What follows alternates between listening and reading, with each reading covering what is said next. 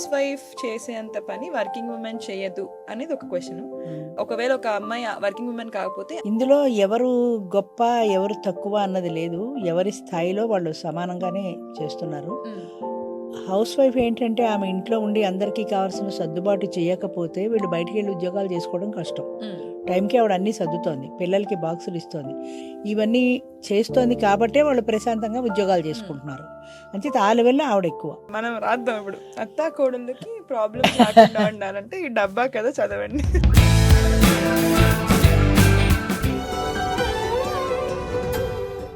అందరికీ నమస్కారం, welcome to Dhatri TV. ఈ రోజు మన ధాత్రి ఎక్స్క్లూసివ్ పెద్ద బాల శిక్ష మన రాజీపణి రాజేశ్వరి గారితో కొత్త ఎపిసోడ్.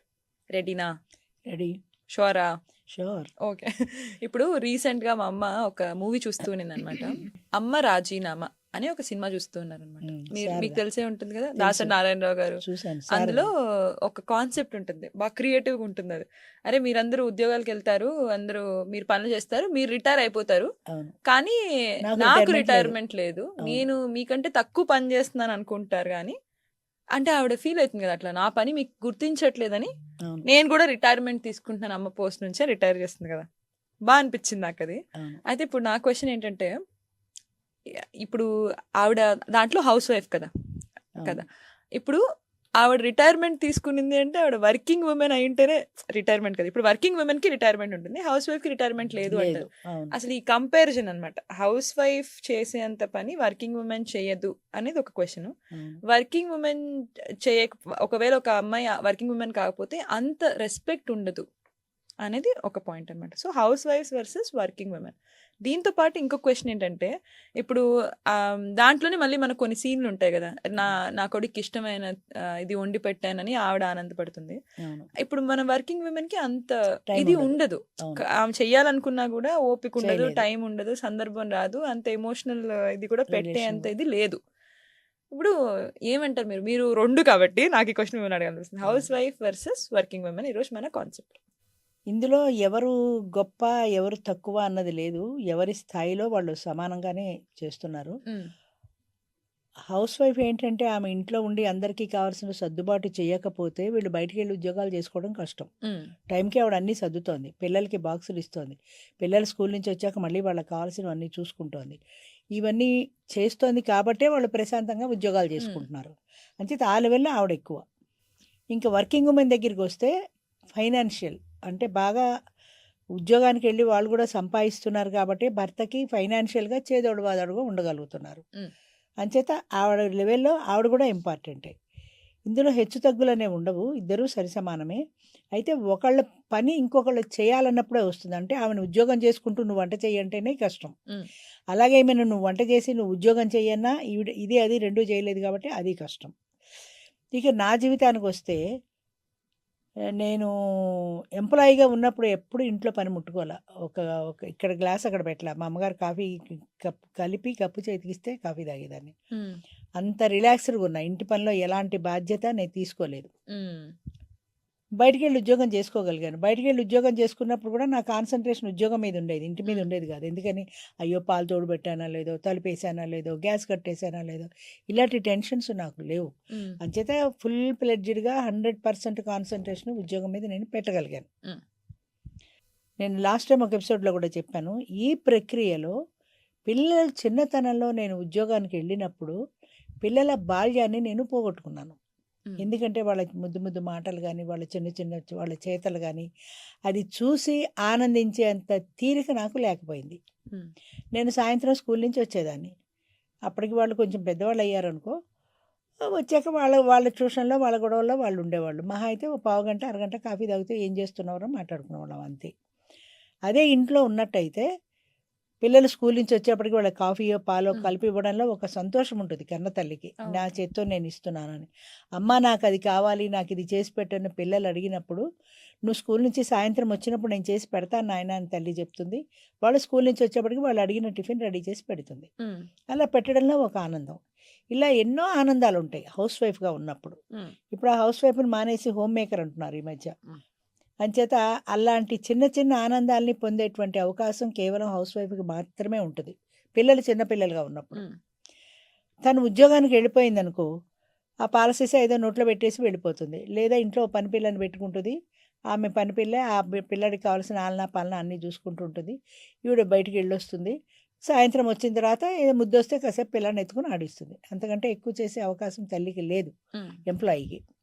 అంచేత కొన్ని కొన్ని పిల్లలు చిన్న పిల్లలుగా ఉన్నప్పుడు ముఖ్యంగా ఉద్యోగస్తురాలు పిల్లల యొక్క బరువు బాధ్యతల్ని వాళ్ళ ఆలనా పాలనా చూడడం అనేటువంటి ఇది పోగొట్టుకుంటుంది. అంటే అందులో వచ్చేటువంటి ఎఫెక్షన్ కానీ ఆనందాన్ని కానీ ఆ ఎమోషన్స్ని కానీ తల్లి పోగొట్టుకుంటుంది కంపల్సరీగా. ఎందుకంటే వాళ్ళ చిన్నతనంలో వాళ్ళు అత్త తాత అని మాట్లాడుతున్నారనుకో, ఈ దగ్గర ఎత్తుకుని అత్తాను తాతాను అని పిలిచి పిలిచి పిలిచి పిలిచి అనిపించుకుంటుంది అమ్మాను అమ్మానని.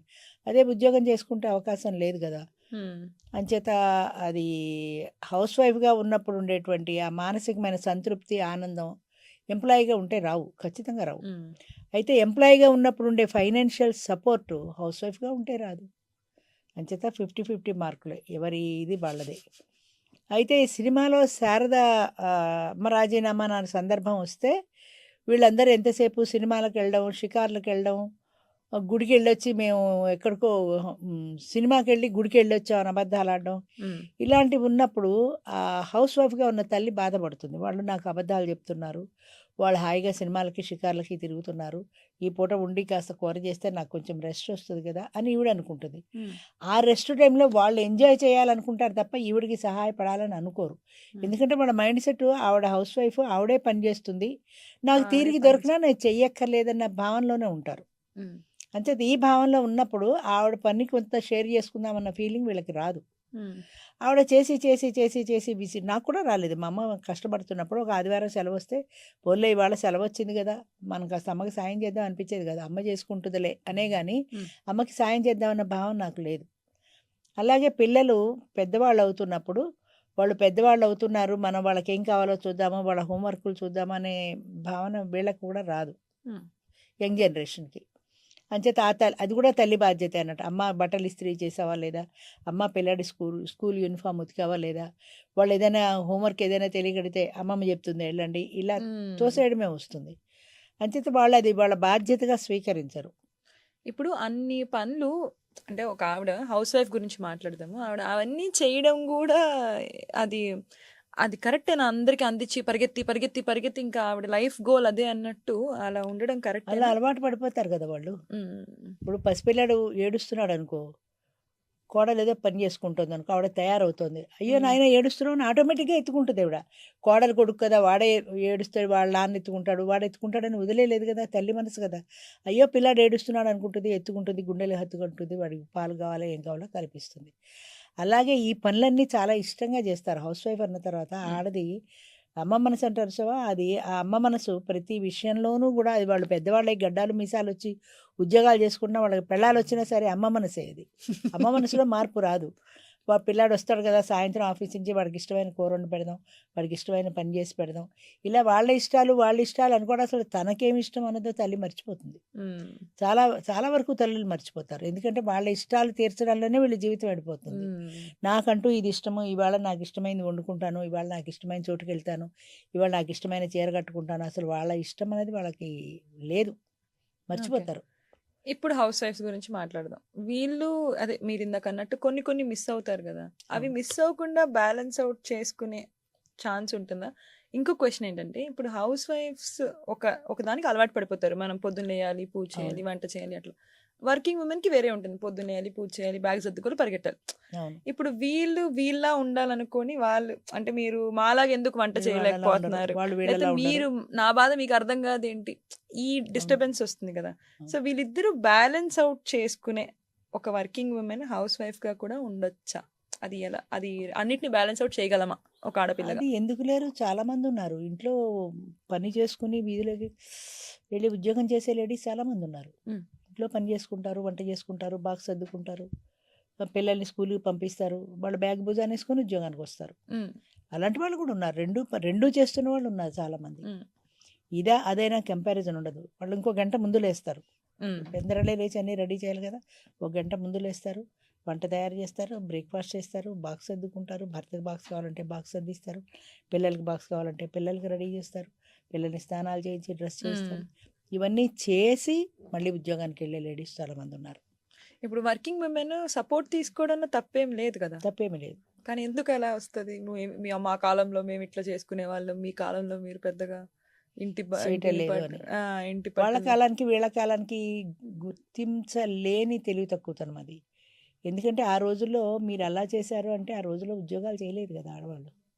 ఇప్పుడు నేనున్న రోజుల్లో ఉద్యోగాలు చేయలేదు ఆడవాళ్ళు చాలామంది. ఉమ్, అలా ఉద్యోగాలు చేసిన వాళ్ళకి ఆ సమస్య వచ్చింది. కానీ నా రోజుల్లో నేను నువ్వు చూసుకున్నా పిల్లల్ని చూసుకున్నా అంటే నీకు పని బాట లేదు, ఇంట్లో కూర్చున్నావు చూసుకున్నావు. నేను ఉద్యోగానికి పోయేదాన్ని ఎలా చూస్తాను? పొద్దున పోయి సాయంత్రం వస్తుంది ఆవిడ. ఈ మధ్య టైంలో జరిగే ఈ పిల్లల ఆలన పాలన ఇదంతా చూసుకునేది మిస్ అయినట్టే కదా, చూసుకోలేదు కదా. అందుకని పని మనిషిని పెట్టుకున్నాను, చూసుకోలేదు కాబట్టి పిల్లలు ఆడించడానికి. ఇప్పుడు ఈ డబ్బులు కూడా ఇప్పుడు మన సిచ్యువేషన్ కూడా అట్లే ఉంది కదమ్మా. అంటే సంపాదించుకుంటున్నారు ఇద్దరు కదా. చేస్తే కూడా సరిపోని సిటీస్ లో అలాగే ఉంది కాబట్టి కదా. నేను ఉద్యోగం చేసుకుంటున్నాను కాబట్టి ఆదాయం ఉంది, ఆదాయం ఉంది కాబట్టి ఇంకో 100 రూపాయలు ఇచ్చి మనిషిని ఎక్కువ పెట్టుకున్నాను నేను సపోర్ట్ అనేటువంటి పరిస్థితి తప్పనిసరిగా వస్తుంది అది. ఓకే 50-50. ఉమ్. అయితే ఆడవాళ్ళల్లో మిడిల్ క్లాస్లో ముఖ్యంగా ఒక సంపాదన సరిపోదు కాబట్టి రెండు సంపాదనలు కావాలి. హై ప్రొఫైల్ ఉన్న వాళ్ళకి కూడా కావాలి. ఎందుకంటే వాళ్ళు కార్లు మెడల్ గురించి ఆలోచిస్తారు. ఇంకా ఉంటే అది ఒక ఒక కారు సైకిల్ కొనుక్కుంటాం, మళ్ళీ. ఒక కారు కొనుక్కుంటాం కదా, ఇంకా ఓ 10 లక్షలు ఉంటే ఇల్లు కొనుక్కుంటాం కదా, అలా ఆలోచిస్తారు. కాబట్టి వాళ్ళకి ఉద్యోగం చేసే భార్య కావాలి. ఇక్కడ మిడిల్ క్లాస్లో ఏంటంటే ఒక సంపాదనతో ఇల్లు నడవదు కాబట్టి ఒక సంపాదనతో ఇల్లు నడిచిన పిల్లలు చదువులు, ఈ రోజుల్లో చదువులు అంటే తక్కువేం కాదు, ఒక్కొక్కరికి లక్షలు డొనేషన్లు కట్టాలి. ఒక సంపాదన సరిపోదు కాబట్టి ఇద్దరం సంపాదిస్తే ఒకళ్ళు పిల్లల ఎడ్యుకేషన్ చూసుకుంటే ఒకళ్ళు ఇల్లు రన్ చేస్తారు అన్న దృష్టితో వీళ్ళు ఉద్యోగాలు చేయాల్సి వస్తుంది. అంతే ఉద్యోగాలు చేసే వాళ్ళల్లో కూడా ఆలోచన విధానాల్లో తేడా ఉంటాయి. మిడిల్ క్లాస్ ఆడది ఒకలా ఆలోచిస్తే హై క్లాస్ ఆడది ఇంకొకలా ఆలోచిస్తుంది. సరే, ఇది ఎట్లా మనం జనరేషన్ గ్యాప్ కాదు కాబట్టి వాళ్ళిద్దరికి ఇది 50-50 జనరేషన్ గ్యాప్ కాదు, ఎందుకంటే హౌస్ వాళ్ళిద్దరి వైఫ్ మధ్యన వర్సెస్. అండర్స్టాండింగ్. కాకపోతే జనరేషన్ గ్యాప్ ఎక్కడొస్తుందంటే అత్తా కోడళ్ళ మధ్య వస్తుంది. ఒకే ఇంట్లో అత్తా కోడళ్ళు ఉన్నారనుకో, అత్తగారు హౌస్ వైఫ్గా ఉంటుంది, కోడలేమో ఎంప్లాయీగా ఉంటుంది. అలాంటప్పుడు అత్తగారు వంట చేసి పెడుతున్నప్పుడు కొన్నాళ్ళకి ఈవిడికి ఎక్కడో తిక్కొస్తుంది. నేనే ఎందుకు చేయాలి, అది హాయిగా బ్యాగ్ భుజాన్ని వేసుకుని రోజుకో డ్రెస్ వేసుకుని బయటికి పోతుంది. అది కూడా బయట ఉద్యోగం చేస్తుంది కాబట్టి పోతుంది కదా అన్న మైండ్ రాదు ఆ క్షణంలో, ఆ కోపంలో. నేను సాయంత్రం వచ్చాడికి నేను కూర చేయను, చచ్చినట్టు అదే చేసుకుంటుంది అని వచ్చాడు కావాలని ఇవిడ ముసుగుదని పడుకుంటుంది. అప్పుడు ఆవిడ చచ్చిపోయి నీరసపడే వస్తుంది. నాకు ఒంట్లో బాగాలేదు, నేను లేవలేదు, నువ్వు కూర చేసుకొని ముసుగుదాన్ని పడుకుంటే ఏమంటుంది అత్తగారిని? చేసుకోవాలి కదా. నిజంగా బాగాలేకపోతే ఎవరు చేయలేరు. ఆవిడ కూడా విసిగిపోయి వచ్చిందేమో, సరే ఏదో చేస్తుంది కానీ మొగుడు చెవిలో రాత్రి ఊతుంది కదా. మేమ ముసుగుదాన్ని పడుకుంది, రాత్రి కూరంతా నేనే చేయాల్సి వచ్చింది, వీధిలో ఉద్యోగం చేసి ఇంట్లో పని చేసి నా వల్ల కాదు, రేపు ఎవరినైనా వంట మనిషిని పెట్టండి, ఇదంతా ఆయన చెవిలో ఈవిడ కూడా ఈయన చెవులు వాడుతుంది కదా. నేను చేయలేకపోతున్నాను ఆయన, నాకు ఓపిక కాదు తగ్గిపోయింది. కదా, ఈవిడ వీళ్ళ ఆయనతో చెప్తుంది కదా. వీళ్ళు ఆయనతో చెప్తే ఆయన ఏం చేస్తాడు? పేపర్ చదువుకుంటూ కాపీ చేయగలిగితే చెయ్యి, లేకపోతే మాని నాకు కాఫీ ఇచ్చి పడుకోవండి అంటాడు ఆయన. అందుకంటే ఏం చేయలేడు కదా. మా అబ్బాయి నాకు చిన్నప్పుడు ఒక రిటైర్ అయిపోయిన తర్వాత మా అబ్బాయి పెద్ద అబ్బాయి ఢిల్లీలో ఉంటాడు, ఢిల్లీ వచ్చేయమన్నాడు. అంటే నేనేమన్నానంటే ఢిల్లీ వచ్చేసి ఏం చేస్తాను, మన భాష కాదు మన మాట కాదు, అక్కడ ఏదో మీరందరూ హిందీ మాట్లాడతారు, నేనేమో తెలుగు మాట్లాడతాను, తర్వాత మీ ఇద్దరు ఉద్యోగాలకు వెళ్ళిపోతారు, నేను ఒక్కదాన్ని ఇంట్లో ఉండి ఏం చేస్తాను, ఇక్కడ కూడా ఒక్కదానివే కదా. అంటే నేనేమన్నానంటే ఇక్కడ ఒక్కదాన్నైనా అలవాటైన పరిసరాలు, అలవాటైన మనుషులు, చుట్టుపక్కల మనుషులు. అంచేత నాకు ఇబ్బంది ఉండదు కదా అన్న. అంటే వాడేం చెప్పాడంటే, అమ్మ ఒక పని చేద్దాము, నువ్వు ఢిల్లీ వచ్చేసాయి, మేమిద్దరం డబ్బాలు సర్దుకుని నీకు కూడా ఒక డబ్బా ఇచ్చేస్తాం పొద్దున్నే, నీ డబ్బా పుచ్చుకు నువ్వు కూడా బయటకు వెళ్ళిపో, ఎక్కడికి? నువ్వు రోజు సినిమాకి వెళ్ళు, రోజు ఓ సినిమాకి వెళ్ళు, మేము వద్దాం లేదు, రోజు లేదా పార్కులో కూర్చొని ఓ రోజు చెట్టు కింద పార్కులో కూర్చొని భోంచేయి, వచ్చేవాళ్ళని వెళ్ళేవాళ్ళని పరిశీలించు, ఓ రోజు సినిమాకి వెళ్ళు, ఓ రోజు అక్కడికి వెళ్ళు, ఓ రోజు ఇక్కడికి వెళ్ళు, సాయంత్రం దాకా నువ్వు కూడా ఇంటికి రాకు, ఎక్కడో అక్కడ బయటకు కాలక్షేపం చేసేయి, సాయంత్రం మేము ఇంటికి వచ్చే టైంకి నువ్వు కూడా రా, నువ్వు కూడా ఉద్యోగానికి వెళ్ళినట్టే సాయంత్రం ఇంటికి వస్తావు, ఇంటికి వచ్చాక ముగ్గురం కలిసి భోజనాలు చేస్తూ ఎవరి ముచ్చట్లు వాళ్ళు చెప్పుకుంటారు, నా ఆఫీసు ముచ్చట్లు నేను, నీ కోడలు ముచ్చట్లు ఆవిడ, నువ్వు ఏ సినిమా చూసావో ఆ ముచ్చట నువ్వు చెప్పుకుంటాం, అందరం కబుర్లు చెప్పుకుంటాం, తినేస్తాం, పడుకుంటాం.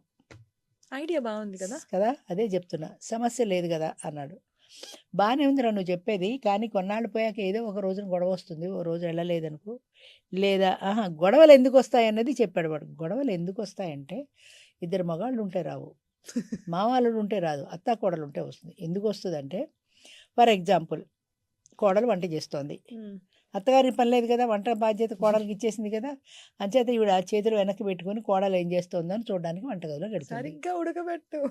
అదే ఈవిడ పొయ్యి అంటించింది కోడలు, దాని మీద మూకుడు పెడదామంటే మూకుడు కనపడలా, ఈ పొయ్యి హై మంట వెలుగుతోంది, ఇక్కడ ఈవిడ మూకుడు ఎత్తుక్కుంటోంది. వెంటనే అత్తగారు వచ్చి, అయ్యో అయ్యో మండిపోతోంది, మా కాలంలో ఇదంతా మేము కాదు. ఇలాగే చేసామా, ఎంత గ్యాస్ పోయింది, ఎంత వేస్ట్ అయిపోయింది అని ఏదో మొదలెడుతుంది. ఆ తిక్క మీద ఉందేమో ఆ కోడలు ఏదో ఉంటుంది, మీకెందుకు, నేనేదో చేసుకుంటున్నాను కదా, మీ దారి మీరు వెళ్ళి కూర్చోవచ్చు కదా, అనవసరమైన విషయాల్లో మీరు ఎందుకు కల్పించుకుంటాను ఏదో కోడలు అంటుంది. అమ్మో ఎంత మాట ఉందో ఎంత మాట ఉందో అని నన్ను గుండెలు అంటుందా? బాదుకుంటూ హాల్లోకి వస్తుంది. హాల్లో మొగుడు పేపర్ చదువుకుంటూ ఉంటాడు ముసలాయన. చూసారా చూసారా కోడలు ఎంత మాట అందో నన్ను, మీకెందుకు మూసుకొని కూర్చోక పొమ్మందండి అనేదో కోడలు చెబుతుంది. ఇది కోడల మీద కంప్లైంట్ చేస్తుంది. కోడలు హడావుడిగా తయారైపోయింది, ఏదో వండేసింది, అది బయటికి వెళ్ళిపోయింది కూడా. కొడుకు కోడలు ఇద్దరు ఉద్యోగాలకు బయటికి వెళ్ళిపోయారు. ఇక వినక ఏదో ఒకటి చెప్పకపోతే పెళ్ళాన్ని తిడుతుంది కాబట్టి ఈయన కూడా అవునా నిన్నంత మాట అందా అని ఏదో అంటాడు. అక్కడి అయ్యయ్యో! నుంచి అచ్చచ్చో! మొగుడు పెళ్ళాం కలిసి ఇది ఇంత ఉంటుందిట, ఈ చాటంత చిరిగితే దీన్ని చాపంత చేస్తారట వాళ్ళిద్దరు కలిసి. ఒకటి చెప్పిన ఎగ్జాంపుల్, చాటంత చిన్న విషయాన్ని చాపంత పెద్దది చేసుకున్నారు ఎవరిద్దరు, ఈ ముసలాళ్ళిద్దరు చేసుకుని వాళ్ళు ఫీల్ అయిపోతూ ఉంటారు. సాయంత్రం ఆఫీస్కి వెళ్ళాక కోడలు ఇవన్నీ తలుచుకుని, అయ్యో అత్తగారిని ఎంత మాట అన్నాను అని చాలా బాధపడుతుంది. సాయంత్రం అట్టుకు వచ్చేసి కాళ్ళ మీద పడిపోతుంది, నన్ను క్షమించండి అత్తయ్య, నేను ఆవేశంలో ఫుల్ ఏదో సినిమా. అన్నాను, నన్ను పట్టించుకోకండి అని కోడలు అంటుంది అని ఊహించుకుని వీళ్ళు ఫీల్ అయిపోతూ ఉంటారు. అటు కోడలు ఆఫీస్ పనిలో పడింది, అసలు ఈ మాటే గుర్తులేదు ఆ కోడలికి. సాయంత్రం అయిపోయింది, సాయంత్రం ఇంటికి వచ్చింది, మామూలుగా చెప్పులు విడిచేసి వంటగదిలోకి వెళ్ళింది, ఆవిడ పని ఆవిడ చేసుకుంటుంది. ఇంకా అత్తగారు చూస్తుంది ఎప్పుడు కోడలు వచ్చి కాళ్ళ మీద పడుతుందా అని, ఇప్పుడు పడుతుందా అని. పడలేదు అనేటప్పటికీ కొడుకు వస్తాడు సాయంత్రం. కొడుకు వచ్చిన తర్వాత కొడుకుతో చెప్తుంది, ఒరే అబ్బాయి మీ ఆవిడ నన్ను ఇంత మాట అందిరా అని.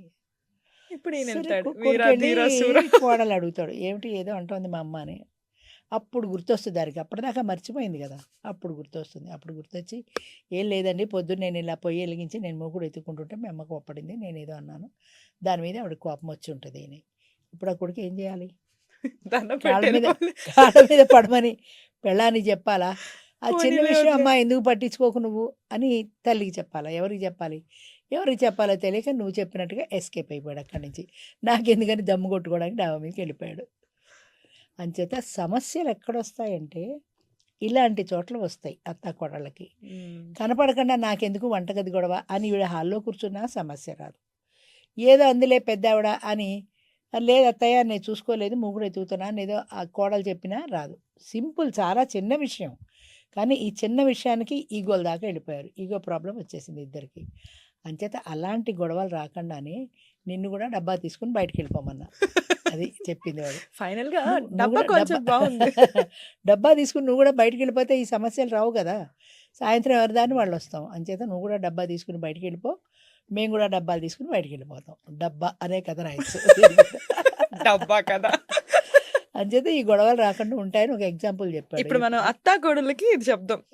ఎంత నాకు మనసుకు హత్తుకుందంటే ఆ కథ 25 సంవత్సరాలకి అయిందేమో, 15 సంవత్సరాల పైన అయింది నేను రిటైర్ అయ్యి.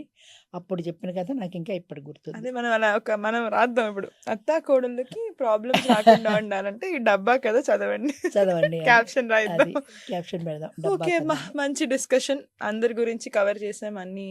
దాంట్లో ప్రాబ్లమ్స్, దీంట్లో ప్రాబ్లమ్స్, దాంట్లో బెనిఫిట్స్, దీంట్లో బెనిఫిట్స్, వాళ్ళు ఎలా తగ్గాలి, హౌస్ వైఫ్స్ కూడా వర్కింగ్ విమెన్ అర్థం చేసుకోవాలి. అత్తగారు కూడా అర్థం చేసుకోవాలి, ఆ బయట ఉద్యోగం చేసుకుని శ్రమ పడి వచ్చింది ఆ అమ్మాయిని మనం ఏం అదేలేండి, అనుకోకూడదు. హౌస్ వైఫ్ ఉన్న వాళ్ళు వర్కింగ్ విమెన్ అలాగే కష్టాలు ఈవిడ కూడా అర్థం అర్థం, కోడలు కూడా అర్థం వర్కింగ్ విమెన్ చేసుకోవాలి. కూడా హౌస్ వైఫ్ పెద్ద వయసు ఆవిడ కొన్ని చాదస్తాలు ఉంటాయి, ఆ చాదస్తాల ప్రకారం ఇవి అర్థం ఆవిడ కావు ఉంటుంది. కదా ఆవిడకి. ముందు ఆ. వర్కింగ్ ఉమెన్ కి ఉండే అర్థం కాదు, ప్రాబ్లమ్స్ కష్టాలు ఆవిడకి తెలియవు కదా, అంచేతే మనం కూడా ఆవిడని పట్టించుకోకూడదు అని కోడలు అనుకోవాలి. ఇద్దరి మధ్యన ఒక అండర్స్టాండింగ్ ఉన్నప్పుడు ఈ డిఫరెన్స్లు రావు. 50-50. అది లేదు కాబట్టి వస్తాయి.